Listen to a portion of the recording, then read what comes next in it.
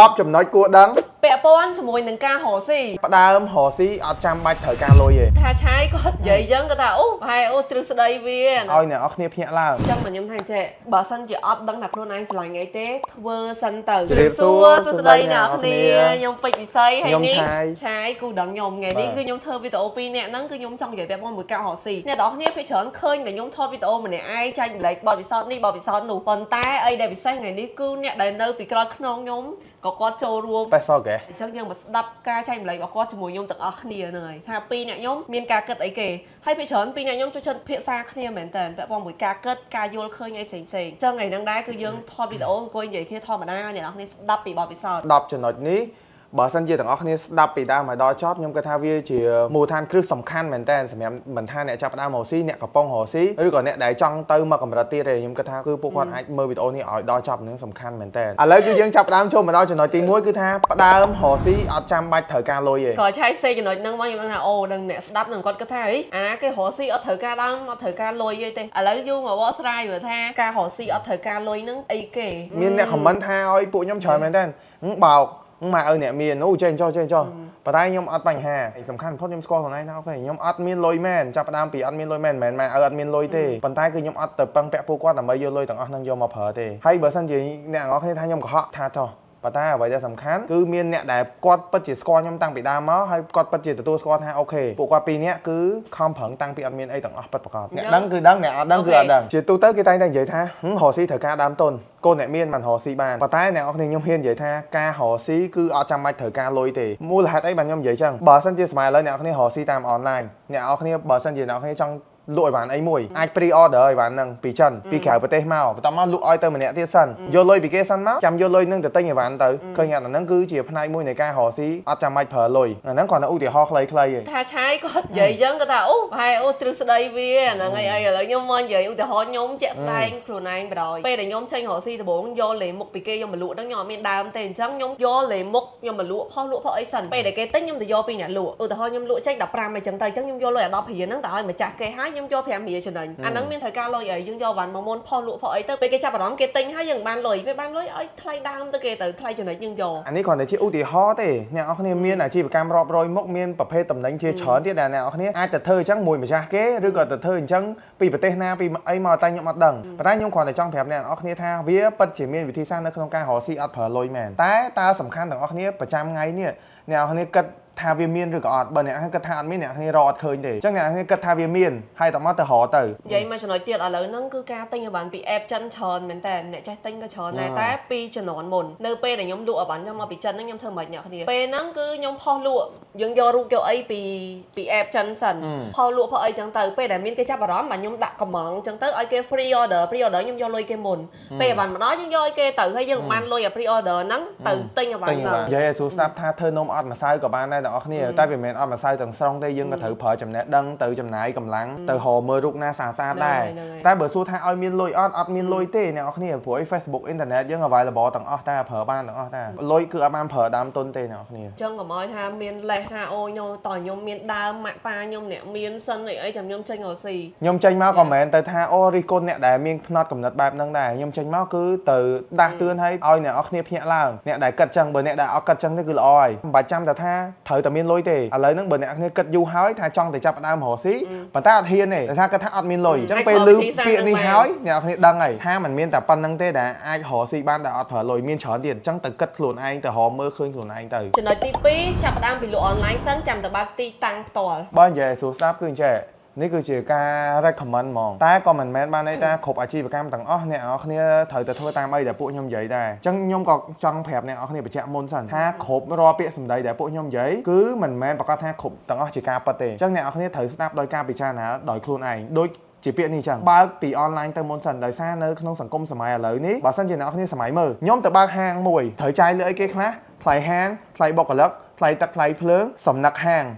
ត្រូវជួសជុលសារឡើងវិញអ្នកនរគ្នាត្រូវចាយជាច្រើនប្រកាសអត់ថាអ្នកនរគ្នាលក់ដាច់អត់តប្រកាសទេអញ្ចឹងបើសិនជាលក់អត់ដាច់គឺខាតទាំងអស់របស់ទាំងអស់ហ្នឹងតែបើអ្នកនរគ្នាបើកនៅផ្ទះអ្នកនរគ្នានៅស្រាប់ ថ្លៃទឹកថ្លៃភ្លើងក៏ត្រូវបង់ស្រាប់បើសិនជាលក់អត់ដាច់យ៉ាងច្រើនគ្រាន់តែខាតថ្លៃដើមអ្នកនរគ្នាទិញអីវ៉ាន់ហ្នឹងយកមកលក់ឯងប៉ុន្តែអត់ខាតរបស់ផ្សេងទៀតទេអញ្ចឹងអ្នកនរគ្នាអាច sell លុយមួយដុំហ្នឹងដើម្បីទុកធ្វើតាមទុនដែរបើចាប់ផ្ដើមហ្មងតែវាដើរអ្នកនរគ្នាបើក online ក៏វាដើរដែរសម័យនេះ delivery ស្រួលណាស់អតិថិជនយើងទិញគេនៅណាដឹកដល់ហ្នឹងអញ្ចឹងពេលអ្នកនរគ្នាបើក online ដើរហើយអ្នកនរគ្នាត្រូវគិតមើលបន្តទៀតថាឥឡូវនេះខ្ញុំអាចទៅបើកទីតាំងផ្ទាល់នៅចាំបើកបើសិនជាអ្នកនរគ្នាគិតថាបើក online មិនដើរហងទៅបើកផ្ទាល់ខ្ញុំក៏ហ៊ានធានាដែរសឹងថាអាចភាគរយអត់ដើរគឺ អូខេកន្លែងហ្នឹងគឺខ្ញុំចង់ឲ្យអ្នកនរគ្នាកុំឲ្យមានលេសឲ្យខ្លួនឯងចេះតែខ្ញុំមានទីតាំងហាងដូចគេផ្ទាល់ខ្ញុំអាចលក់ online បានថតរូបទៅស្អាតថតរូបទៅលុយសម័យឥឡូវមានតែទូរស័ព្ទមួយបានហើយពេលច្រើនណាគេក៏មានទូរស័ព្ទកាន់នឹងដៃដែរអញ្ចឹងរកស៊ីពី online ទៅតែលើកទឹកចិត្តឲ្យបង្កើត page រកស៊ីធ្វើវីដេអូអីទៅផុសនៅក្នុង social media platform មួយណាក៏បានដែរអ្នកនរគ្នាលេងហ្នឹងអាហ្នឹងគឺរកស៊ីពី online ទៅហើយធ្វើតែពីផ្ទះទៅបានហើយមានតែទូរស័ព្ទមួយក៏បានដែរមិនចាំបាច់ដល់មានទីតាំងធំមានហាងស្គមស្កៃអីទេព្រោះខ្ញុំចេញពីអាហ្នឹងដែរខ្ញុំចេញពី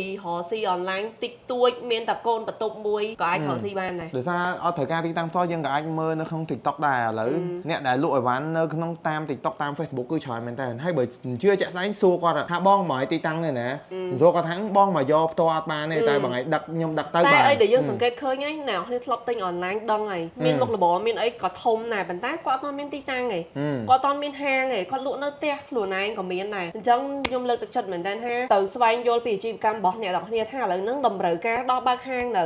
ព្រោះអីពេលបើកហាងចំណាយច្រើនណាស់ដូចឆាយនិយាយអញ្ចឹងយើងចាក់ស្ដែងយើងដឹងខ្លួនឯងហើយប៉ុន្តែខ្ញុំល្មមឈានទៅដល់ដំណាក់កាលបើកហាងហ្នឹងគឺខ្ញុំ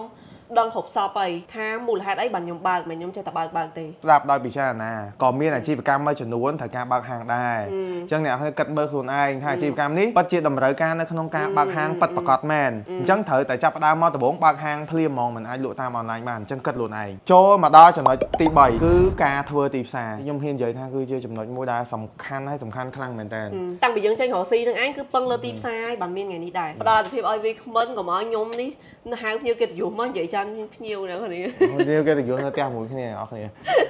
មូលហេតុអីបានខ្ញុំនិយាយថាធ្វើទីផ្សារឥឡូវសម័យបច្ចុប្បន្នហ្នឹងសំខាន់សម័យថាកាលពីមុនពេលអ្នកគ្នាលក់អីមួយគេធ្វើមិនក៏កន្លែងហ្នឹងឆ្ងាញ់គេប្រាប់តគ្នាត្រូវទេតែសម័យនេះគឺវាចាប់ផ្ដើមផ្លាស់ប្ដូរអស់ហើយអ្នកគ្នាឃើញអីមួយឆ្ងាញ់មិនបានថាមិត្តភ័ក្តិឬក៏បងប្អូនមកប្រាប់តឯងអ្នកគ្នាអូសតាម Facebook តាម TikTok មកអ្នកគ្នាឃើញអូរូបនេះតំណងវីដេអូនេះតំណងអ្នកល្បីនេះទៅ review ច្រើនណាតោះមកគាត់ទៅញ៉ាំដែរញ៉ាំឆ្ងាញ់ហើយកើតទៅជាមួយអីចឹង review ត ad story អីចឹងទៅអញ្ចឹងគឺទៅជាសម័យបណ្ដាញសង្គមបច្ចេកវិទ្យាអស់លីងវាលែងទៅជារឿងថាអូអ្នកណាលក់យូរឆ្នាំដល់20 30ឆ្នាំហើយគឺអត់ទេដល់20 30ឆ្នាំក៏អាចដាច់ម៉ួយអស់ដែរបើសិនជាអត់ធ្វើអីទាំងអស់តែការធ្វើទីផ្សារមានច្រើនបែបមានច្រើនបែបច្រើនវិធីការធ្វើទីផ្សារគឺមានច្រើនបែបច្រើនវិធីមែនតើបើពួកខ្ញុំផ្លូវដែលពួកខ្ញុំធ្វើទីផ្សារគឺមានព្រំដែនមួយអត់កុហកធ្វើទីផ្សារដែលរបៀបថាទៀងត្រង់ឲ្យពិតប្រាកដមែនហើយខ្ញុំនិយាយថាទីផ្សារសំខាន់មូលហេតុអីអ្នកគ្នាពីដើមមកខ្ញុំចេញពីការផុសលក់ពីអីនឹងឯងខ្ញុំធ្វើគ្រប់សពតាំងពីការផុសរូបផុសវីដេអូផុសអីគ្រប់បែបយ៉ាងហ្នឹងគឺធ្វើខ្លួនឯងរបៀបថាផុសទៅលើ social media អញ្ចឹងទៅ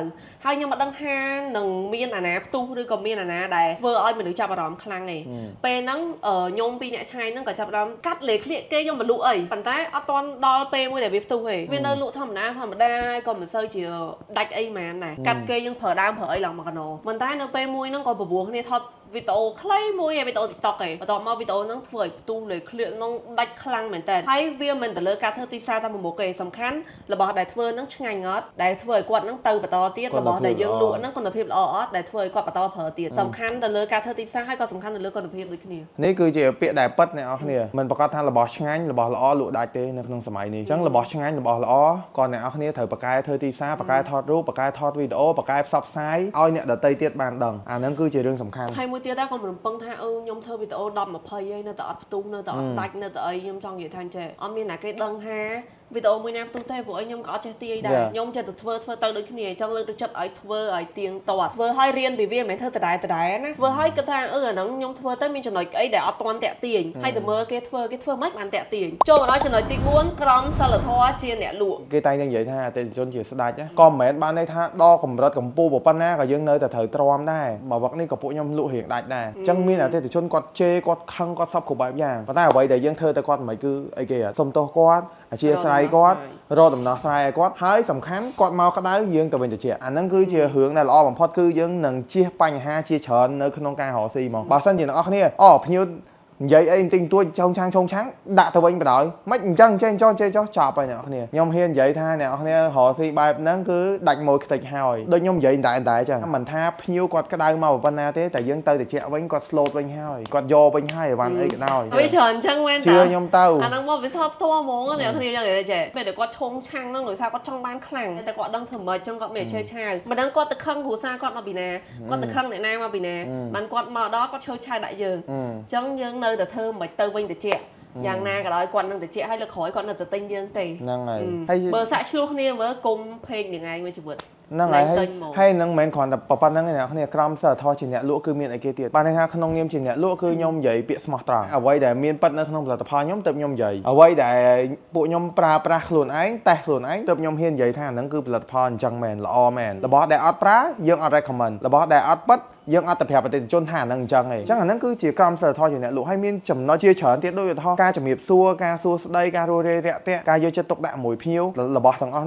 นั้นคือสแต่จีกรามเสือทอบางอย่างลูกแต่ไปเลยนั่งปุยมปุยยังอัดต่อชาขลุ่นไอ้หรือก็อัดเตอเตะตองหมวยเตะจนตัวขลุ่นไอ้แต่ใต้เชิงปีปุยมเตอบ่เส้นจีบกเลิกหรือกรมการเงี้ยปุยมก่อนมารอเหืองแบบบอลพิ้วเจ็บพิ้วจ่อบ่เส้นจียังแบบท่าโอนบอลดังไงดอสิไอ้อันไหนเธอไม่เธอเตอก่อนนู้ดังกระไดด่าเตะจนนายสำคัญเชิงปียังเตอเนี่ยยังแทรนชื่อคำรู้từ đó ក្រុមការងារយើងមិនពួកគាត់នឹងទៅដល់អតិជននឹងបែបនឹងដូចគ្នាហើយបើសិនជាអ្នកនរគ្នាបើសិនជាខ្ញុំត្រឡប់កុហកត្រឡប់ឲ្យក្រុមការងារកុហកក្រុមការងារខ្ញុំនឹងដឹងទៅកុហកអតិជនពេញហ្នឹងហ្មងបោកអតិជនពេញហ្នឹងហ្មងប៉ុន្តែអត់ទេគឺបរិបត្តិក៏បានន័យថាអ្វីដែលក្រុមហ៊ុនរបស់ពួកខ្ញុំធ្វើគឺមានក្រមសីលធម៌ជាអ្នកលក់ហ្មងអត់បោកប្រាស់អតិជនអត់លក់ទំនុកចិត្តទេខ្ញុំធ្វើមិនក៏ដោយអតិជនពេលដែលប្រើប្រាស់កាន់តែយូរទៅស្គាល់កាន់តែច្បាស់កាន់តែមានទំនុកចិត្តចូលមកដល់ចំណុចទី5គឺបថុយប្រឋានការរកស៊ីជាអត់ផុតពីការបថុយប្រឋាននេះខ្ញុំចង់សម្ដៅថាចេះអ្នកនរគ្នាសម័យថាឥឡូវនេះអ្នកនរគ្នាធ្វើអីគេអ្វីដែលអ្នកនរគ្នាពងធ្វើហ្នឹងក៏ជាការបថុយប្រឋានដែរទោះបីជាអ្នកនរគ្នាគិតជាថាវាសុវត្ថិភាពប៉ុណ្ណាក៏ដោយហេតុអីមិនខ្ញុំនិយាយចឹងបើសិនជាអ្នកនរគ្នា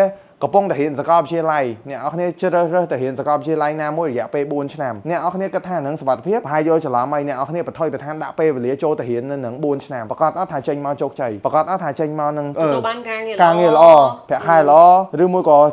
៏ចំការងារដែលខ្លួនឯងស្រឡាញ់សុទ្ធអត់ដឹងទេអញ្ចឹងការរកស៊ីក៏អញ្ចឹងដែរពេលដែលគេដាក់ចិត្តចេញទៅរកស៊ីក៏មិនដឹងដែរថាការងារការរកស៊ីនឹងវាអាចនឹងការរកស៊ីកាន់តែទូចដំណើរការបថុយតិចតែកាន់តែធំទៅគឺការបថុយនឹងខ្លាំងទៅហើយធំទៅហ្មងខ្ញុំហ៊ាននិយាយចឹងអញ្ចឹងបានខ្ញុំប្រាប់ថាចេះវាអត់មានអីដែលអត់បថុយប្រឋានទេបើថាអ្នកគ្នាអង្គុយអានេះខ្ញុំលើកទឹកចិត្តណាបើសិនអ្នកគ្នាកំពុងតែស្មុគស្មាញថាឲ្យខ្ញុំមិនដឹងចេញរកស៊ីមិនទេបងខ្ញុំអត់មានលុយអូបងខ្ញុំមិនដឹងថាត្រូវធ្វើមិនទេព្រោះខ្ញុំបថុយទៅខ្ញុំខ្លាចអញ្ចឹងខ្លាចអញ្ចឹងអ្នកគ្នាអ្នកគ្នាកំពុងតែអង្គុយសុកខាតពេលវេលាអត់ប្រយោជន៍ហ្នឹងអ្នកគ្នាកំពុងតែដាក់ពេលវេលាខ្លួនឯងទៅបថុយបាត់ហើយអត់មានធ្វើអីសោះអាហ្នឹងក៏ជាការបថុយដែរព្រោះអ្នកគ្នាបថុយថាបើសិនខ្ញុំអត់ធ្វើអីសោះមានរឿងអីកើតឡើងយល់ខ្ញុំចង់និយាយអត់អញ្ចឹងបើសិនជាជ្រុលបថុយអង្គុយអត់ធ្វើអីដដែលបថុយទៅធ្វើទៅខែលោវាមានលទ្ធផលអីខ្លះឥឡូវខ្ញុំសូមនិយាយរឿងបថុយប្រឋានហ្នឹងនិយាយពាក់ព័ន្ធមួយបបវិសោធខ្ញុំជាក់ស្ដែងទៅអ្នកគ្នាស្រួលស្ដាប់ដូចគ្នាតែសារពាក់ព័ន្ធមួយរឿងបថុយប្រឋានហ្នឹងការដែលចេញរកស៊ីដំបូងគឺមនុស្សខ្ញុំខ្លាចជាមួយនឹងការបថុយខ្លាំងមែនតើអ្នកដែលរុញអ្នកដែលអស់ទាញខ្ញុំហ្នឹងគឺឆាយនឹងឯងព្រោះអីមនុស្សខ្ញុំចង់សុវត្ថិភាពឧទាហរណ៍ខ្ញុំយកអីវ៉ាន់គេខ្ញុំបើសិនជាគេកំង10ខ្លងខ្ញុំយកមក20តែសារអីបើខ្ញុំមកច្រើនខ្ញុំខ្លាចលក់អត់ដាច់ខ្ញុំខ្លាចសល់ខ្ញុំខ្លាចខាតលុយអញ្ចឹងខ្ញុំធ្វើមិនមកសុវត្ថិភាពទេគេទិញប្រហែលឧទាហរណ៍គេទិញ10ខ្ញុំយកមក20បើគេទិញ20ខ្ញុំយក30ខ្ញុំធ្វើមិនឲ្យខ្ញុំសុវត្ថិភាពបើសិនយកច្រើនខ្ញុំខ្លាចខាតអីអញ្ចឹងទៅខ្ញុំគឺអត់ហ៊ានបថុយទេខ្ញុំធ្វើមិនសុំមកសុកបានហើយពាក់ព័ន្ធនឹងការបថុយប្រឋាននឹងរកស៊ីហ្នឹងណាបើសិនជាអត់ហ៊ានទេក៏អត់បានដែរពេលហ្នឹង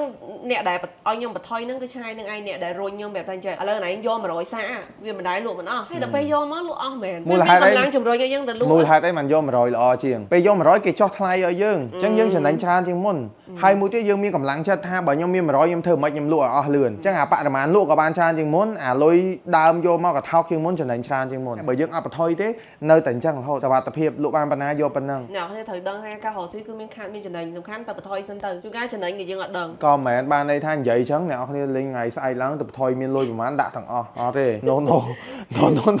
ប្រាប់ឲ្យហើយពេលអ្នកគ្នាធ្វើអីមួយគឺថាកុំកញ្ជ្រោលទៅតាមគេត្រូវគិតពិចារណាខ្លួនឯងសៀបស្ទង់ខ្លួនឯងថាមើលមានកាឡាដែរមើលទៅហេសង្ស័យដែរតំណងដែរមើលទៅវាដើរទៅផ្លូវដែលល្អដែរយើងគិតមើលពិចារណាខ្លួនឯងដាក់ពងទៅកុំខ្លាចពេកបើនៅអង្គុយលបអញ្ចឹងរហូតងាយទេចំណុចទី6ចំណូលចំណាយអ្នករកស៊ីគឺអាកន្លែងហ្នឹងគឺត្រូវតែមាន thời ta đâm hồn giờ đây cứ sầm khăn thằng này này chấm nối chấm náy cần khăn lợi nhưng ai vi không nhân vậy muôn nhóm chưa mà nào khi cái này chùm nôi chùm náy nhưng mình ấn thơ mấy cái bón nhung đôi kìa trời ca và pon cục cron ấy no do ta cả đá màu ta xây cho màu tu sắp này ở các bạn này ta khi nhung lụa ban thì ban là vậy khá Ivan miên tầm layประมาณค่าก้นเมาจังจำโนเนี่ยเนี่ยเคยเนี่ยจำโนประมาณประจำไงประจำค่ายตอนมอเนี่ยดังไงถ้าไทยดำเนี่ยเนี่ยย่อวันนั่งเมาประมาณดอกเบี้ยเมาจังเนี่ยเคยเลยจังไหนจังเลยจังไหนเนี่ยเนี่ยย่อเบี้ยได้จำไหนเลยเกขนาดต่อปีจำไหนย่อเลยจำไหนดอกจำไหนเดือนมอเนี่ยเนี่ยหนึ่งเคยเนี่ยถ้าย่อมขนมมาค่ายเนี่ยซ้อนเลยประมาณนั่งอายุแต่ใบใจตกซ้ำตกไอ้ออดหรือก่อนไม่หรือก่อนซ้ำมนให้มันย่อได้จำไหนจังเตอจังเนี่ยเนี่ยกัดหลุดไอ้ย่อมกระทาต้นอันไหนเนี่ยคือสำคัญบ้านมันจังเนี่ยเนี่ยมีจำโนค่ายนั่งย่อมโรซี่จำไหนมาป้อนลาก่อนใต้ย่อมย่อได้จำไหนเลยกรมการเงี้ยจำไหนเลยตีซ่าจำไหนเลยไอ้ตักเพลิงเตะจ่อล้างจำไหนเอาปีปอนให้จำไหนมาตามมาป้อนจังเนี่ยนี่ข้ามมาป้อนก่อนใต้เบอร์มีสะเพยกอตรามีไหนดังคนไอ้ข้ามมาป้อนนะโอ้ใครขอยืมถือสเรย์เจ้าเบอร์อันมีน่ะตั้งไหนแต่ก็นั่งหนาแค่เนี่ยสเรย์แต่มันข้ามมาป้อนหอค่ายอยู่มันลงจ่องบัดดามเอา แต่กับปัดนะเบอร์หอซีตัวผมยังมันมีสะเพยกอตไอ้แม่เนี่ยพี่เชิญลอยติ๊กลอยติ๊กตุ้ยนั่งก็บัดดังไงชนะแมนจะโดนมันคือร้องยังดังขลุ่นไอ้มองเนี่ยดอซี่ยมใหญ่แมนมันท่าดอซี่ปะปั้นหน้าเตยยมตั้งบิลุเลยคลิปแผมพลองยมดังบิชโนชนะได้โอ้ทอยมโยเลยคลิปเกมมาลุดับคลองอย่างดังไงทายังติงมาแมนจังเป็นแต่ลุโอ้ทอลุบ้านแต่ทำประมวยคลองหรือก่อมเปิดคลองให้จับดำเมียนอ่ะลอยนั่งโจมาคลายยมโยลอยดำนั่งตกเป็นแต่ซอลโอ้ทอใบคลองที่ลอยนั่งแต่ชนะมองจังซอลใบคลองนี่ยมโยเตยชนะใหญ่มันทำแต่กัดตะวันเกบ้านมาไว้เนี่ยนะซอลลอยซ้ำติงแต่บอกตีแต่ซาไอ้ยังดังฮะลอยแต่เธอชนะกัดตะวันยังโยตรงมาดมลอยแดดในจันนั้นยังโยมมาปราไอเกให้ยังโยมซ้อมไปจังเตยเป็นนั่งโดยยมทลอบเธอวิดีโอแท้โยมมาเฮียนติงส่งไปแต่สตอรี่มาปอบเลยซาไอ้ยมกึศถึงตุงมองคือจันนั้นสำคัญเหมือนแต่ยมกึศเหมือนนั่นเมื่อยมติงอย่างนั้นมาปอบเตยเอาเลยแบบปันนี้ขาดโดยลูกวันเอาแมนปอบบัดเลยเบอร์อัดดังจำโนจำนายเต้เนี่ยเนี่ยเอาเลยวิคลุนมองเอาต่างด้ามเอาต่างจงอ่ะเปียกแก่ทางใหญ่เอาต่างด้ามเอาต่างจงนั่นเลยซาใจอันนั้นตกให้เบอร์สันเจออันนั้นสำคัญเตี้ยเดือดซาแต่เป้แต่ยังโรจำโนบ้านจันไหนบ้านต่อมายังซอนลอยประมาณลอยต่างอันนั้นยังไอ้เสร็จวิโยมาตกเอาแล้วแต่ฮอทามีถึงมือชื่อคัดไอ้เผอบ้านหรือมวยก่อนไงนะเนี่ยเอาคนนี้จังโยลอยนั่งแต่หอซีไอ้ทมดมเจียงมดอันโยลอยนั่งเตยบ้านเจ้าเบอร์สันเจอมาค่ายอ๋อโหดหรือก็คาดโจดามเดี๋ยวเลยเธอหมายคืออย่างคือจังมันฮะจำโนจำไหนสำคัญนะให้กลมกัดวิอ้อยประมาณไปจับประดามปีจนน้อยแดนเอาคะแนนเลยเตยมีกระดาษสะเพยเซดากระดาษสะเพยมีตู้ซับเซดาตู้ซับลูกเอ้ยมันติงตัวกี่ยังดังนะถ่ายยังติงมาแมนยังจะไหนแมนจะไหนตกเต่าสำคัญคือเกิดแฮมตกเช้าจำน้อยตีปรำปีกรอมกลางเงียจำน้อยกรอมกลางเงียนี่สำคัญครั้งเหมือนกันสำหรับโยมการปีมดนะก่อนโยมมีการเกิดคลาได้ยมกระทั่งโดยเหมือนตกจัดเกเต้บอกว่าตาเกเธอบ้านโดยยมเต้ต่อยมเธอส่วนไอ้บ้านมาร้อยพิร้อยอะไรยมใหญ่สำหรับส่วนไอ้จังไงเนี่ยเอาเนี่ยก็มาจากนู้นก็ไม่เนี่ยกัดจังได้จังอะไรยมแผลตาฉบมูลหะไอ้บ้านยมใหญ่ทางจังโอ้มาให้ยมขนมเนียมเชี่ยมใช่รำหอนเบอร์ปีแต่โบงจ้องยมเธอกลางเงี้ยมันเถอเธอหึงเชี่ยชอนให้มันเธอไม่เอาเนี่ยเขาเนี่ยตอบแชทพองเฮียไปวันพองเธอโปสเตอร์พองซับขบไปย่างแมนแต่ปันนั่งเต้ให้เบอร์สันจียมมีกรมกลางเงี้ยมันเนี่ยได้ก้อนมาเทอแล้วประมาณแท้กัดต่อวิดีโอจ่อก็กัดแต่วิดีโอเท่านั้นเนี่ยก่อนมีโดยยมเท่ยมกัดต่อวิดีโอประดาเถอะเกิดประดาจมจำโนจำนายไม่ได้เถอะเกิดหึงนี่เถอะเกิดหึงนู่นเถอะเกิดหึงซอบโคจังยมเธอโดยกอดฟอกเคิร์ดบางครั้งโดยกอดเลยต่อมายมใหญ่อุติฮอเนี่ยกัดวิดีโอมันเนี่ยจ่อยมก่อนนะให้ก่อนมากัดวิดีโอเนี่ยเนี่ยมาวิดีโอยมกัดดับเมาจังมาในทางยมจำนั้นเป้ไปเลี้ยบานดับเมาแต่เธอหึงเซ็งให้เอาไว้แต่เจ๊ใส่ไม่ได้กอดจำเนียงจังยมเด็ดเนี่ยเนี่ยไปให้จีปีตะบงจ่อกอดเพิ่มตอนมันโดยจัดเนี่ยเนี่ยใต้ตกจัดกอดเตอน้องมาระยะเป้แต่เนี่ยเนี่ยหนังดังไงท่าเนี่ยเนี่ยขมิ้นเป้ไปเลี้ยแต่เธอหึงหนังสับจงโจยเต้ไปใต้บอกว่าเธอจำเนียงแต่มวยกดได้กอดเธอจังกอดเธอบ้านละเนี่ยชื่อแจ๊กอดเตอโดยยมปีตะบงเล่าเนี่ยแล้วคือไปเดินเดินตอบชาที่ว่าหวานครูนไอ้เธอบ้านขบสอบเจงก่อนแทนกันเพกไอ้เดี๋ยวแต่ครูนไอ้หนึ่งปีจับดามปีเป้ได้ตู่จับดามนั่นไปได้ริกเตอร์ทมเตอร์จับดามทะเลตอนให้ยมเจงทอดล็อกพองไอ้พองเดี๋ยวเตอร์วอลมองให้เบอร์ซูยมแท้ไปได้เกยโจมเหมือนเธอการแต่ผมยมตกจัดดอดยมเอาตกจัดได้ขาดได้ซ่ายมไม่รำนะเฮ้ยเบอร์ยมชอบตอบพาครูนไอ้เหมือนแต่จนยมตั้งแต่thời vậy mớiเกมเหมือนด่าวันนั่งไอ้เกมเหมือนตกจัดบ้านชอบเบอร์เกด่าให้เธอพลอดบ้านตะวันน่ะมวยเธอเหมือนเกิดจังขบสอบอันนั้นคือผมเพย์ครูนไอ้ไปได้กอดหมดเพื่อการชนุเท่าเนี่ยเนี่ยตอบชาโยมก็ตอบชาผมโมซันนะแต่อย่าไปมาไงก็ตอบบ้านใบรอยแต่ปรามรอยเนี่ยน้องมาไงก่อนไอ้โยออเดอร์บ้านดอปันนึงแต่ซาไอ้จะเลี้ยงกอดให้เบอร์ไอ้ยมตั้งก้อยบัตรวันทุนไอ้แล้วยมบัตรจังกอดให้ยมบัตรเลื่อนไปกอดให้ยังไงท่าชอบไปบ้านก็ยืดเชียงกอดได้จังยมขอในจังแบบท่าไอ้ตกจัด ប៉ុន្តែត្រូវមើលដែរថា business ខ្លួនឯងហ្នឹងត្រូវការមនុស្សជំនួសនៅពេលដែលអ្នកនរគ្នាតនេតែអ្នកនរគ្នាយកអាពេលតនេហ្នឹងទៅធ្វើរឿងបានកាន់តែធំជាងមុនឬក៏គ្រាន់ដោយខ្លួនឯងតនេហើយយកគេមកជំនួស ឥឡូវឧបមាថាអ្នកនរគ្នាយកក្រុមការងារមកឲ្យគាត់ជួយតបឆាតចំណាយលុយ$200ហើយអ្នកនរគ្នាយកពេលវេលាដែលអ្នកនរគ្នាតនេហ្នឹងទៅបង្កើតចំណូលថ្មីបាន$500អញ្ចឹងជាក់ស្ដែងអ្នកនរគ្នាចំណេញលុយ$300មកភ្លាមហ្មងបាទឯនេះនៅអាដែលគាត់មកតបឆាតហ្នឹងគាត់តបសាហាវយើងអ្នកនរគ្នាទៀតហ៎កាលពីមុនអ្នកនរគ្នាតបមួយថ្ងៃបាន100នាក់គាត់តបមួយថ្ងៃបាន200នាក់អញ្ចឹងចំណេញលើចំណេញគ្រាន់តែអ្នកនរគ្នាទុកចិត្តទៅធ្វើទៅដឹងតែចេញខ្ញុំហ៊ានធានាថាចេញទៅផ្លូវហ្នឹងហើយពីមុនខ្ញុំគិតថាស្ដាយណាត្រូវបាន1000ហើយបើយកគេមក200ណាគេមានយកតាមមានទេអ្នកគ្នាចាក់ស្ដែងពេលម្ដងគាត់ជួយការងារយើងបានច្រើនយើងមានពេលទៅធ្វើអីផ្សេងចំណូលយើងលើសនឹងទៀតកើនហ្មងយើងមានពេលធ្វើអីផ្សេងគាត់មកជំនួសយើងទៀតចំណូលកើនលឿនហ្មងមិនមែនតែរឿងអ្នកតបឆានហេវ៉ាន់ទេរឿងអីផ្សេងក៏ដោយបើសិនជាមានអារម្មណ៍ថាខ្លួនឯងធ្វើលែងតន់ខ្លួនឯងត្រូវទៅធ្វើរឿងសំខាន់ត្រូវការផ្នែកណាយកផ្នែកណាត្រូវការផ្នែកណាយកផ្នែកហ្នឹងមកជំនួសពួកអីគាត់ជំនាញគាត់អាហ្នឹងគាត់បកកាយជាងយើងទៀតយ៉ាហើយកុំថាបងខ្ញុំអញ្ចឹងខ្ញុំត្រូវការមនុស្ស5នាក់មកជួយខ្ញុំឥឡូវហើយដើម្បីឲ្យខ្ញុំអាចលួចខ្ជិលបានធ្វើអញ្ចឹងខ្ញុំហ៊ានធានាថាអ្នកនរគ្នាអត់ទៅមុខណាទេខ្ញុំនិយាយមែនបើខ្លួនឯងអត់តន់ត្រូវការកុំយកតែបើត្រូវការយកមកឲ្យគេជួយធ្វើខ្លួនឯងរកអីផ្សេងធ្វើដើម្បីមានតម្លៃជាងមុនកុំយកគេមកឲ្យទុកពេលតនេហ្នឹងអត់ប្រយោជន៍អត់មានធ្វើអីប៉ុន្តែបើមិនតន់ត្រូវរកហើយមានអារម្មណ៍ថាខ្លួនឯងធ្វើលែងតន់ហើយយកទៅអាមិនខុសទេពេលដែលរកគេហើយគឺមានតែ2ម៉ាត់គឺត្រូវទុកចិត្តអត់ទុកចិត្តហត់តែខ្លួនឯងទេយ៉ាយកគេមកហើយនៅអូចេះចុះ1 2A ដល់ស្រិតអ្នកគេមកក្រុមការងារគាត់មានជំនាញគេណាគេមិនល្ងងទេជឿទៅចូលមកដល់ចំណុចទី8ធ្វើអ្វីដែលអ្នកស្រឡាញ់អ្វីដែលអ្នកធ្វើនេះគឺសំខាន់ខ្លាំងមែនតើខ្ញុំគិតថាហ្នឹងគឺជាគុណតម្លៃមួយនៅក្នុងការរកស៊ីមូលហេតុអីបានខ្ញុំនិយាយចឹងអ្នកគ្នាសម័យទៅចេះចាប់ផ្ដើមពីដំបូងមកផែជាមិនដឹងថាខ្លួនឯងនឹងចូលចិត្តអីនេះគេហៅថារកខ្លួនឯងបន្ទាប់ពីរកខ្លួនឯងឃើញបានតែហ្មងខ្ញុំដឹងថាជីវិតនេះខ្ញុំស្រឡាញ់អីគេដូចខ្ញុំខ្លួនឯងផ្ទាល់ខ្ញុំដឹងតាំងពីក្មេងមកខ្ញុំចូលចិត្តរកស៊ីឲ្យតែពាក់ព័ន្ធចំណូលចំណាយបូកដកគុណចែកមកឃើញចំណេញឃើញខាតខ្ញុំចូលចិត្តហ្មង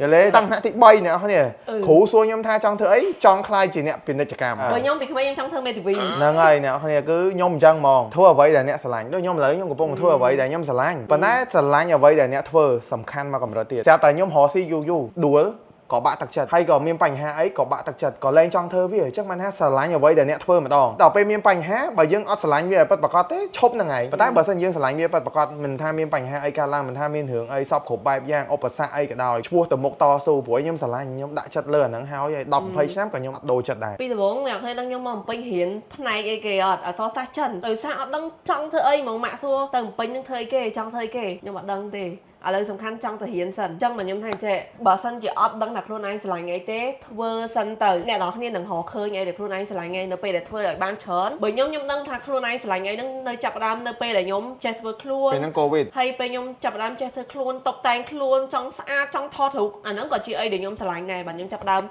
លក់របស់ធ្វើឲ្យស្អាតដោយសារខ្ញុំចូលចិត្តស្អាតអញ្ចឹងខ្ញុំស្រឡាញ់ពាក់ព័ន្ធមួយផ្នែកហ្នឹងមែនតើនិយាយទៅខ្ញុំសាកគ្រប់សពហ្នឹងមិនថាលក់កៅអៅលក់ស្បែកជើងលក់អីលក់នេះលក់នោះសាកគ្រប់សពហើយមករៀនសរសាស្ត្រចិនទៀតតែចុងក្រោយគឺខ្ញុំរកឃើញអីដែលខ្ញុំស្រឡាញ់អាហ្នឹងកាន់តែមកតង់ទៀតហ្នឹងណាស្រឡាញ់អ្វីដែលខ្លួនឯងធ្វើបើសិនជាមកដល់រាល់ថ្ងៃនេះអ្វីដែលខ្ញុំធ្វើហ្នឹងខ្ញុំអត់ស្រឡាញ់ទេប្រហែលជាខ្ញុំហត់ហ្មងហត់ហើយអត់ចង់ទៅមុខទេអ្នកនរគ្នាជឿថាខ្ញុំពេលដែលងើបពីដេកមកពេលខ្លះដឹងថាអូយការងារដែលខ្លួនឯងស្រឡាញ់ហ្នឹងគឺមានកម្លាំងមានទឹកចិត្តទៅធ្វើហ្មងដោយសារធ្វើអត់ហត់ទេការងារដែលខ្លួនឯងស្រឡាញ់គឺធ្វើអត់ហត់ទេបើសិនជាគ្រាន់តែធ្វើបដែតបដោយតាមខ្យល់ឬក៏បដែតបដោយឬក៏ធ្វើអាហ្នឹងតាមគេខ្ញុំគិតថាទៅមុខវែងឆ្ងាយប្រហែលជាអត់មានក្តីស្រឡាញ់ចំពោះអីដែលខ្លួនឯងធ្វើទេហើយថាធ្វើអីដែលខ្លួនឯងស្រឡាញ់ហ្នឹងបើថាធ្វើអីដែលខ្លួនឯងស្រឡាញ់ខ្ញុំចូលចិត្តអាហ្នឹងខ្ញុំទៅធ្វើប៉ុន្តែអាស្រឡាញ់អីដែលខ្លួនឯងធ្វើហ្នឹងវាមិនតង់ទៀតខ្ញុំចង់ឃើញខ្ញុំដើរកាន់តែលឿនខ្ញុំចង់ឃើញខ្ញុំធ្វើបានកាន់តែល្អអញ្ចឹងបានយើងបង្កើតវាទៅជាទម្លាប់ធ្វើវាឲ្យបានទៀងទាត់ធ្វើវាឲ្យកាន់តែ better ពីមួយថ្ងៃទៅមួយថ្ងៃខ្ញុំឧទាហរណ៍វិធីសាស្ត្រនៅក្នុងការរកឃើញខ្លួនឯងទៅនឹងការទៅចូលទិញអីវ៉ាន់នៅម៉ាតសម័យថាខ្ញុំគឺជាក្មេងម្នាក់ចូលទៅទិញអីវ៉ាន់នៅម៉ាតហ្នឹងគឺជាម៉ាតថ្មីខ្ញុំមិនដែលធ្លាប់ចូលទេខ្ញុំចូលទៅខ្ញុំក៏ទិញអីវ៉ាន់20មុខហើយខ្ញុំក៏សង្កេតឃើញថាក្នុងហ្នឹងខ្ញុំមានអីវ៉ាន់3មុខដែលខ្ញុំចូលចិត្តខ្ញុំក៏លើកទី2ខ្ញុំទៅទិញម៉ាតហ្នឹងទៀតខ្ញុំទិញអីវ៉ាន់20មុខដដែលថ្មីផ្សេងទៀតក៏ខ្ញុំមើលឃើញថាខ្ញុំមានអីវ៉ាន់4មុខដែលខ្ញុំចូលចិត្តខ្ញុំទៅលើកទី3ក៏ខ្ញុំសង្កេតឃើញថាខ្ញុំមានអីវ៉ាន់ប្រហែល3មុខទៀតដែលខ្ញុំចូលចិត្តបន្តខ្ញុំក៏សង្កេតឃើញថាក្នុងម៉ាតទាំងមូលហ្នឹងមានអីវ៉ាន់ចំនួន ប្រហែលជា15មុខចុះដែលខ្ញុំចូលចិត្តអញ្ចឹងខ្ញុំក៏ថាអស់ហើយបានអីដែលខ្ញុំចូលចិត្តតែមានទៀតមានតែ15មុខហ្នឹងទេអញ្ចឹងបើធៀបមកក្នុងជីវិតពិតរបស់អ្នកទាំងអស់គ្នាគឺដូចជាពេលដែលទាំងអស់គ្នាទៅសាក់ពីរឿងមួយធ្វើនេះធ្វើនោះនៅក្នុងជីវិតអញ្ចឹងអ្នកនរគ្នាចេញក្រៅហក់ទៅធ្វើហ្នឹងក៏អ្នកនរគ្នាចាប់ផ្ដើមដឹងថាអូមានរឿងនេះខ្ញុំចូលចិត្តមានរឿងនេះខ្ញុំអត់ចូលចិត្តដូចអ្នកនរគ្នាទិញអីវ៉ាន់200មុខនៅក្នុងម៉ាកអ្នកនរគ្នាចូលចិត្តបានតែ15មុខទេហើយបើអ្នកនរគ្នាអង្គុយដេកទៅនៅផ្ទះអត់ធ្វើអីស្អីក៏ខ្លាចស្អីក៏បារម្ភស្អីក៏គិតអ្នកនរគ្នាអត់ដឹងថាអ្នកនរគ្នាចូលចិត្តអីចង់ធ្វើអីទេចំណុចទី9ចក្ខុវិស័យហ្នឹងបើនិយាយសួរស្ដាប់ពាក្យហ្នឹងវាគ្រាន់តែមុតជាងក្តីសម័យឯអ្នកគ្នាក្តីសម័យក្តីសុបិនដែលអ្នកគ្នាចង់ឃើញខ្លួនឯងបែបណាក្រុមហ៊ុនបែបណាគ្រួសារបែបណាអាហ្នឹងក៏ដូចចក្ខុវិស័យដែរគ្រាន់តែចក្ខុវិស័យវាមុតជាងគឺដូចអ្នកគ្នាដឹងថាអាហ្នឹងអ្នកគ្នានឹងធ្វើយកវាឲ្យបានតើ5ឆ្នាំទៀតអ្នកគ្នាចង់ឃើញក្រុមហ៊ុនមិនចង់ឃើញគ្រួសារមិនចង់ឃើញជីវិតខ្លួនឯងហ្នឹងប្រែប្រួលទៅក្នុងរូបភាពបែបណាហ្នឹងគឺជាចក្ខុវិស័យហើយសម្រាប់ខ្ញុំពេលដែលអ្នកគ្នារកស៊ីគឺអ្នកគ្នាត្រូវមានចក្ខុវិស័យរបស់ខ្លួនឯងឥឡូវសម័យថាចេះចុះអ្នកគ្នាចាប់ផ្ដើមចេញពីអ្នកកសិករម្នាក់អញ្ចឹងអ្នកគ្នាមានចក្ខុវិស័យអីគេខ្ញុំឧទាហរណ៍អញ្ចឹងចក្ខុវិស័យរបស់ខ្ញុំគឺខ្ញុំចង់នាំស្រូវអង្កររបស់កម្ពុជាចេញទៅក្រៅប្រទេសអញ្ចឹងចាប់ផ្ដើមចេញពីអ្នកគ្នាដំបូងដាំដុះបន្តមកដាំដុះអ្នកគ្នាក៏ផលិតហើយក៏លក់ឲ្យនៅក្នុងសហគមន៍របស់អ្នកគ្នាពេលអ្នកគ្នាល្បីនៅក្នុងសហគមន៍ហើយបន្តប្រហែលឆ្នាំក្រោយមកក៏អ្នកគ្នាផ្គត់ផ្គង់ទូទាំងប្រទេសបង្កើតរោងចក្រកាន់តែធំរោងចក្រហ្នឹងគឺផ្គត់ផ្គង់អាចទូទាំងប្រទេសបានដែរបន្តមកនាំត្រឹមប្រទេសជិតខាងយូរប្រទេសជិតខាងកាន់តែល្បីអង្ករទាំងអស់គ្នាចុះចំណាត់ថ្នាក់លេខ1សពគ្រប់បែបយ៉ាងអ្នកគ្នាអាចនាំអង្ករហ្នឹងចេញទៅទូទាំងប្រទេសក្នុងរយៈពេល10ឆ្នាំដែលអ្នកគ្នាកំណត់អីចឹងទៅអញ្ចឹងអាហ្នឹងហើយគឺថាមានចក្ខុវិស័យវែងឆ្ងាយមើលឃើញទៅឆ្ងាយថាតើខ្ញុំនឹងដើរលើផ្លូវហ្នឹងទៅទីតាំងមួយណាហើយអ្វីដែលអ្នកគ្នាចេញមកគឺជាកសិករធម្មតាម្នាក់ដាំដុះស្រូវធម្មតាហ្នឹងហើយអ្នកគ្នាស្ដាប់ឆាយនិយាយបែរជាគិតថាអើយពេលខ្លះខ្ញុំអត់ហ៊ានគិតទេខ្ញុំគិតហើយខ្លាចធ្វើអត់បានខ្ញុំនិយាយខ្លួនឯងផ្ទាល់ហ្មងណាពួកឯងខ្ញុំនៅមួយឆាយតាំងពី2អ្នកខ្ញុំចាប់ផ្ដើមមួយគ្នាមកមនុស្សខ្ញុំគឺជាមនុស្សដែលអត់ជឿហើយមនុស្សឆាយគឺជាមនុស្សដែលដាក់គោលដៅធំឆាយថា5ឆ្នាំទៀតយើងនឹងមានអីនេះដូចឥឡូវខ្ញុំពងមានហ្នឹងឆាយគិតតាំងពី5ឆ្នាំមុនហើយខ្ញុំអត់ជឿទេខ្ញុំថាមិនបានមានកើតបើឥឡូវនេះមួយខែរកបាន1000ហ្នឹងហើយខ្ញុំអត់ជឿហ្មងព្រោះមនុស្សខ្ញុំគាត់ថាវាអត់អាចទៅរួចទេជឿអីដែលឃើញពិតបើឥឡូវហ្នឹងពងអញ្ចឹងហើយទៅគិតអីធំម៉ែខ្ញុំមិនជឿប៉ុន្តែអីដែលគាត់និយាយអីដែលគាត់ដាក់គោលដៅភាគច្រើនសិតតែសម្រេចបាទខ្ញុំមានអារម្មណ៍ថាជឿពីមួយពេលទៅមួយពេលហ្នឹងដោយសារតែអីដែលឆៃដាក់គោលដៅវាច្រើនសិតតែធ្វើបានសម្រេចខ្ញុំមិនដឹងថាហ្នឹងមកពីមូលហេតុអីដែរមកពីយើងដាក់គោលដៅហើយយើងដើរទៅរកហ្នឹងឬក៏យើងមានរបៀបថាមានគោលដៅច្បាស់លាស់ថាយើងចង់ជិះទៅណាបានអាចទៅដល់នឹងបានចក្ខុវិស័យហ្នឹងគឺជារឿងសំខាន់មួយដែលយើងអាចសម័យដឹងថាអនាគតយើងចង់ទៅណាអញ្ចឹងយើងធ្វើបានកាន់តែច្បាស់ឥឡូវយើងចូលមកដល់ចំណុចទី10មានអ្នកគិត vs អ្នកធ្វើអញ្ចឹងអ្នកគិតនិងអ្នកធ្វើគឺសំខាន់ដូចគ្នាអ្វីដែលខ្ញុំតែងតែនិយាយគឺថាពីអ្នកខ្ញុំគឺដូចដាវញីឈ្មោះអញ្ចឹងគឺអាចខ្វះម្នាក់ណាបានទេដោយសារមូលហេតុអីខ្ញុំគឺជាអ្នកគិតជាអ្នកដែលចក្ខុវិស័យដូចជា captain នៅក្នុងសំពៅមួយគេមាន captain គេចូលទីតាំងទៅណាទិសដៅទៅណាដើម្បីសុវត្ថិភាពដើម្បីទៅបានឆ្ងាយទៅដល់គោលដៅអីចឹងទៅហ្នឹងគឺ captain នៅលើសំពៅហ្នឹងហើយអញ្ចឹងពិសីគឺដូចជាអ្នកបើកឬក៏អ្នកធ្វើឲ្យភ្លើងនៃសំពៅនឹងឆេះឬក៏ខ្យល់ដែលបុកសំពៅនឹងឲ្យទៅមុខគឺបែបអញ្ចឹងនិយាយមកសំពៅនឹងមានចលនាដោយសារពិសីមើលទៅផ្លូវហ្នឹងថាធ្វើម៉េចអាចយើងជិះទៅដល់ផ្លូវទៅដល់គោលដៅដែលយើងចង់បានអញ្ចឹងបើនិយាយសួរស្ដាប់ខ្ញុំអ្នកគិតពិសីអ្នកធ្វើខ្ញុំអ្នកគិតហ្នឹងបានន័យថាម៉េចឥឡូវឧបមាថាមានរឿងអីមួយដែលត្រូវទៅធ្វើអញ្ចឹងខ្ញុំគិតមុនសិនតើយើងនឹងទៅធ្វើវាបែបណាទើបបានលទ្ធផលច្រើនបំផុតធ្វើវាបែបណាទើបស្រួលបំផុតធ្វើវាបែបណាចំណេញលុយបំផុតរបស់ទាំងអស់ហ្នឹងតើយើងនឹងធ្វើវាក្នុងរយៈពេលប្រហែលទៀតបែបអញ្ចឹងខ្ញុំទៅគិត detail ទាំងអស់ហ្នឹងហើយរ៉ាន់ហើយចេញជា plan មកបានពិសីគាត់ចាប់ផ្ដើមយកអាហ្នឹងទៅធ្វើអញ្ចឹងគាត់ទៅធ្វើហើយអានេះធ្វើមិនប៉ុន្តែអាមួយថ្ងៃហ្នឹងគឺគាត់ជំនាញហ្មងដឹងធ្វើហើយដឹងធ្វើបានប៉ុន្តែបើថាឲ្យគាត់ទៅគិតសពគ្រប់ថាតើអាហ្នឹងក្នុងរយៈពេល5ឆ្នាំទៀតចេញជារូបរាងអីអត់ដឹងហ្នឹងហើយនិយាយឥឡូវហ្នឹងដោយសារតែពីមុនខ្ញុំរបៀបថាចេះលក់អីកពិកកប៉ុកចឹងទៅដើម្បីសំទិញទូរស័ព្ទមួយពេលដែលបានទូរស័ព្ទមួយចឹងខ្ញុំឈប់សិនហើយផ្អាកមួយរយៈហើយចាប់ផ្ដើមពេលដែលខ្ញុំមានអារម្មណ៍ថាចង់ដូរម៉ូតូខ្ញុំខំទៀតហើយពេលខ្ញុំខំបានម៉ូតូខ្ញុំមានអារម្មណ៍ថាដូចរៀងចង់ឈប់បន្តិចសិនពេលខ្ញុំគិតតែប៉ុណ្្នឹងឯងអញ្ចឹងលទ្ធផលក៏បានតែប៉ុណ្្នឹងទូចដែរបើឆាយគាត់ភាគច្រើនគិតទៅឆ្ងាយអាយើងធ្វើហ្នឹងរបៀបថាវាក៏លឿនទៅតាមហ្នឹងដែរដោយសារយើងមានគោលដៅវាវែងឆ្ងាយបើគោលដៅខ្ញុំខ្លីៗទេប៉ុន្តែគាត់ជំនាញexecute ថាតើអាមកប្រឡោះនេះខ្ញុំត្រូវធ្វើអីខ្លះដើម្បីសម្រេចអាហ្នឹងគាត់ធ្វើបានអាទូចមួយហ្នឹងគាត់ធ្វើបានខ្ញុំគ្រាន់តែជាម្នាក់ដែលថាណែអនឡាញមើល plan បងមាន100កង់អញ្ចឹងអនឡាញធ្វើមួយកង់ទៅម្ដងបើគាត់ហើយមួយកង់ហ្នឹងធ្វើមួយកង់គាត់ឈប់ធ្វើមួយកង់គាត់ឈប់ធ្វើយើងកាចេះតែធ្វើទៀតដឹងថាធ្វើមិនឲ្យបានល្អមួយកង់ហ្នឹងឲ្យបានលឿនអីដែរកន្លែងហ្នឹងមិនមែនចង់និយាយថាអញ្ចេះ តតែមានគូឬក៏មានដៃគូដែលត្រូវគ្នាឬក៏ម្នាក់គិតអ្នកធ្វើបានយើងអាចមានថ្ងៃហ្នឹងតែខ្ញុំចង់និយាយថាខ្ញុំតែស្គាល់ដាគេដាដេកអ្នកធ្វើ cake មួយរយៈនេះខ្ញុំស្គាល់គាត់ហ្នឹងណាខ្ញុំពិតជាសរសើរគាត់ខ្លាំងមែនតើគាត់តែម្នាក់ឯងគាត់ធ្វើរឿងបានគ្រប់យ៉ាងអញ្ចឹងមិនមែនថាតតែមានដៃគូទេបើមានដៃគូដែលល្អដូចជាប៉ុណ្ណឹងប៉ុន្តែម្នាក់ឯងក៏អាចទៅរួចដែរ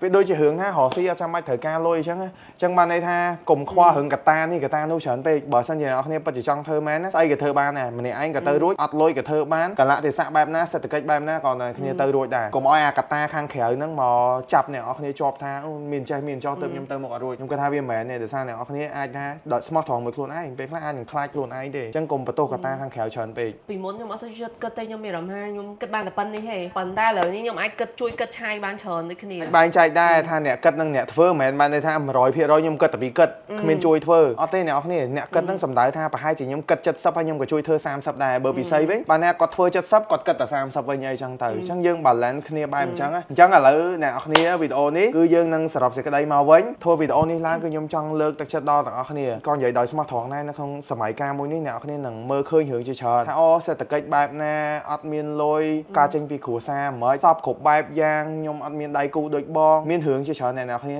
អាចនឹងគិតថាខ្លួនឯងដោយសារតែអញ្ចឹងទើបធ្វើអត់បានមកលើកទឹកចិត្តមកលើកទឹកចិត្តឲ្យគ្រាន់តែចង់ប្រាប់អ្នកនរគ្នាថាពីអ្នកខ្ញុំមកដល់ថ្ងៃនេះក៏វាមិនមែនចៃដន្យដែរវាមានរឿងជាច្រើននៅក្រោយហ្នឹងវាជួបបញ្ហាអីគេខ្លះមិនដែរពួកខ្ញុំជំនះ